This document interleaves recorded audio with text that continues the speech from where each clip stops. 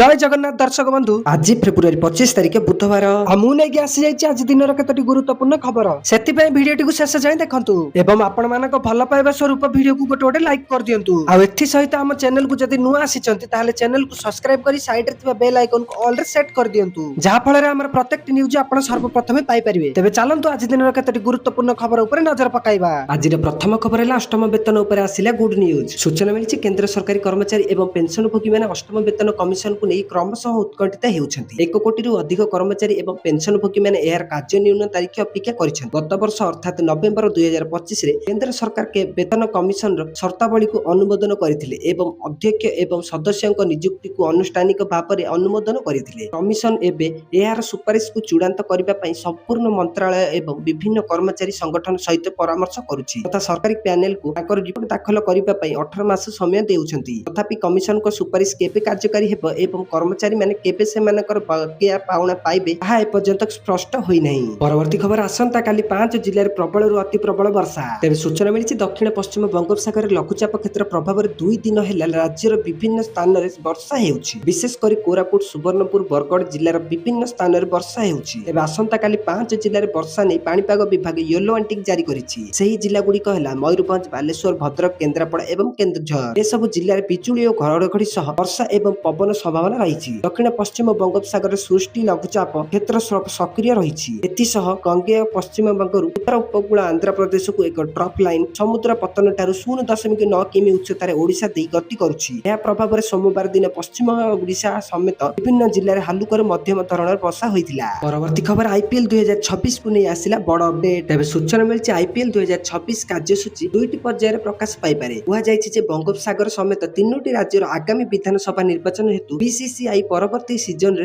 कार्यसूची अधा अधा करी घोषणा करिपारे। परवर्ती सीजन मार्च 26 रु मे 31 तारिख पर्यंत खेला जाय पारे तथा चलित वर्ष पश्चिम बंग तमिलनाडु एवं आसाम रे विधानसभा निर्वाचन स्थिर होइछि। एही कारणରୁ बीसीसीआई प्रथमे अधा कार्यसूची एवं द्वितीय पर्यायर अवशिष्ट कार्यसूची घोषणा करिपारे। प्रथम 2 और 3 सप्ताह मैच सही राज्य गुडी करे अनुष्ठित होई पारे जेउठारे निर्वाचन हेउ नाही। विधानसभा निर्वाचन एवं वोट पई तारीख जणा पड़िबा परे बीसीसीआई अवशिष्ट कार्यसूची घोषणा करिवो। यह निर्वाचन होइतिबा राज्य गुडी करे मैच आयोजन करबाकू एडाइबो। परवर्ती खबर एबे पंचायत निर्वाचन को नै आसिला बड़ खबर। तेबे सूचना मिलिछि राज्य सरकार नेले बड़ निष्पत्ति। पंचायत निर्वाचन पूर्व ग्राम पंचायत गुडीकर कौनसी साधारण पुनर्गठन किंबा नूतन सीमा निर्धारण न करबाकू राज्य सरकार नेले बड़ निष्पत्ति। सांविधानिक कटकणा एवं सद्यतम जनसंख्या तथ्यर अभाव कारणरू सरकार पंचायत पुनर्गठन किंबा सीमा निर्धारण न करबाकू निष्पत्ति नेइतिबा दर्शाइछन्ति सरकार। एनै विधानसभा रे लिखित उत्तर रखिछन्ति पंचायत राज और पानीय जल मंत्री रवि नारायण नायक। 2027 फेब्रुआरी पूर्व पंचायत निर्वाचन करबा नै कौनसी निष्पत्ति निया नै बोली पंचायत राज मंत्री रवि नारायण नायक कहिछन्ति। वर्तमान समय रे ब्लॉक पंचायत पुनर्गठन करबा पई प्रशासनिक स्तर रे निष्पत्ति निया जाई नाही बोली मंत्री कहिछन्ति। परवर्ती खबर चाषीक पई खुशी खबर एबे खाता को आसीबो 4000 टंका। तेबे सूचना मिलिछि कृषक बंधु योजना पश्चिम बंग सरकारक एक गुरुत्वपूर्ण कृषक कल्याण योजना। एही योजना अधीन रे राज्यर चाषी मानक वार्षिक आर्थिक सहायता प्रदान करा जाय। चलित वर्षर बजेट रे सरकार एक गुरुत्वपूर्ण निष्पत्ति नेइछन्ति जे जे माने कृषक जमी नाही से माने मध्य एही योजनार लाभ पाई परिबे। से माने वार्षिक 4000 पर्यंत सहायता पाइबे किंतु एथि पई केउ कागज पत्र आवश्यक सरकार ए विषय रे सूचना मध्ये प्रदान करछन्ति।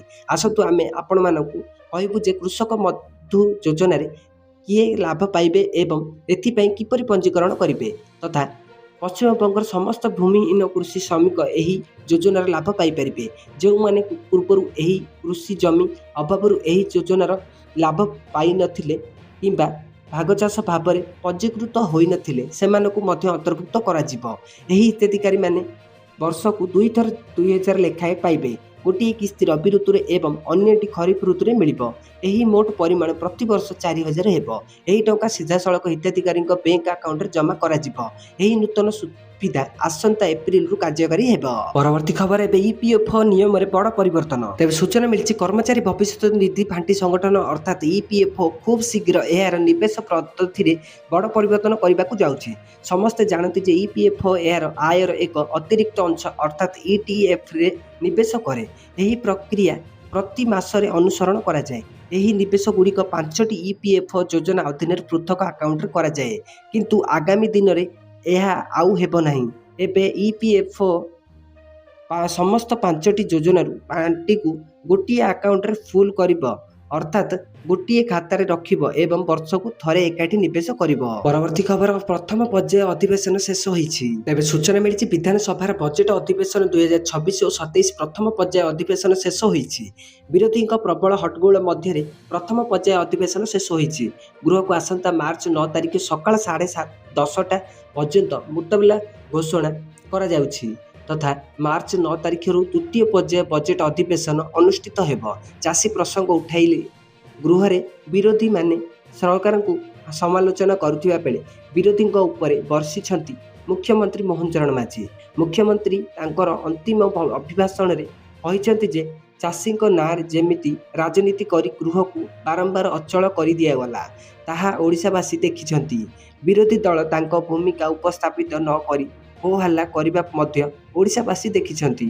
ମୁଖ୍ୟ ବିରୋଧୀ ଦଳ ଚାଷୀଙ୍କ ନାଁରେ ନିଛକ ରାଜନୀତି କରୁଛନ୍ତି।